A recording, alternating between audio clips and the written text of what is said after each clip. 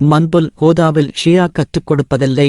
மன்புல் ஹோதாவில் ஷியா கற்றுக் கொடுப்பதில்லை என்பதும் ஈரானில் கல்வி கற்று வந்தவர்களுக்கிடையில் பல்வேறு மனக்கசப்புகள், முரண்பாடுகள், பிரச்சனைகள் இருக்கிறது என்பதும் வஹாபிஸ் தௌஹீத்வாதிகளுக்கு நன்றாக தெரியும்.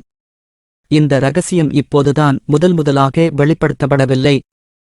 மன்புல் ஹோதாவில் கல்வி கற்ற ஒரு வகுப்பினரே ஜீம் போன்றவர்கள் தலைமையில் முதலாக வஹாபிஸ் தௌஹீத்வாதிகளிடம் சொன்னார்கள், இஸ்ஹாக் மொளலவி அவர்களின் குழப்பத்தின் பின் மௌலவி அப்துல் அலீம் பதவிக்கு வருகிறார். மௌலவி அலீம் அவர்களும் பணத்தை அளவுக்கு அதிகமாக வீண்விரயமாக செலவழிக்கிறார் என்றும், இன்று இதை கட்டுவார், நாளை இன்னும் ஒன்றை இடிக்கிறார் என்றும், மேலும் மௌலவி அலீம் பொறுப்பில் இருந்தாலும் தனது தம்பி தானே ஈரானுக்கு கொண்டு சேர்த்தவன் என்ற உரிமையிலும் மௌலவி இஸ்ஹாக் மீண்டும் இடைவிலகி போனாலும் கல்லூரிக்கு வந்து சண்டை பிடிக்கிறார், பொதுச் சொத்துக்களை தனது சுய தேவைக்காக பயன்படுத்துகிறார் போன்ற காரணங்களை கூறியும் அறிக்கை ஒன்றை ஈரானிய நிதியுதவி செய்பவர்களுக்கு முறையிடுகிறார். அதன் காரணத்தினால் ஈரானில் கல்வி கற்றுக் கொண்டிருந்த மௌலவி மர்சூக் அவர்களை கல்லூரியின் நிதி பொறுப்பாளராக பிரதிநிதியின் பிரதிநிதியாக ஈரானிய நிதியுதவி வழங்கும் பொறுப்புதாரிகளால் நியமிக்கப்பட்டு மன்புல் ஹோதாவுக்கு வருகிறார். அவரின் பின்னர் மௌலவி புலனரவை சம்ஷித்தீன் அவர்களும் மௌலவி சத்தார் அவர்களும் கல்லூரிக்கு நியமிக்கப்படுகிறார்கள். இவர்களின் வருகையால் மௌலவி இஷாக் மௌலவி பெரிதும் பாதிக்கப்பட்டார்.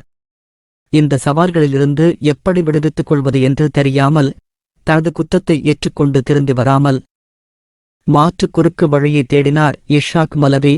கல்லூரியை உருவாக்கிய முதல்வர் என்ற வகையில் மன்னிப்பு சந்தர்ப்பம் வழங்கி மௌலவி இஷாக் அவர்களை பலரும் பல தடவைகள் மன்னிப்பு வழங்கியிருந்தார்கள்.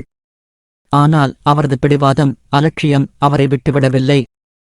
நான் உருவாக்கிய கல்லூரிக்கு இவர்கள் ஆட்சி அதிகாரம் செலுத்தி எனக்கு மன்னிப்பு வழங்கி இவர்களை நான் பெரியாட்களாக்குவதா என்று சிந்தித்தார்.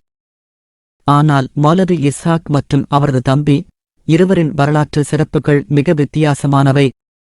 இலக்கு வேறாகவும் பயணம் வேறாகவும் செயற்பாடுகள் இன்னுமொன்றாகவும் இருக்கும். அன்று தொட்டு இன்று வரை பெரியதொரு எந்த மாற்றத்தை ஏற்படுத்தவில்லை.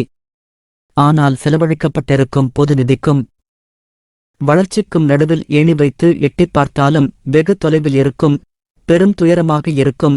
அண்மைக்காலமாக தனது சகோதரர் அலீம் மௌலவி அவர்களின் சொத்துப் பேராசை, தனது பிள்ளைகளுக்கு சொத்து செல்வம் சேர்ப்பதில் இருக்கும் பேராசை இஸ்ஹாக் மௌலவி அவர்களிலும் மாற்றத்தை உருவாக்கியிருப்பதாக அவரது மாணவர்களே முன்வைக்கிறார்கள். இன்று கூட இவர்கள் இருவரும் அவர்களது தவறை வருந்துவதாகவும் உணர்ந்துள்ளதாக சிலர் நம்பினாலும் அவர்களுடைய செயற்பாடுகளில் தூய எண்ணத்தையும் என்பொரு மாற்றத்தைக் காண முடியவில்லை.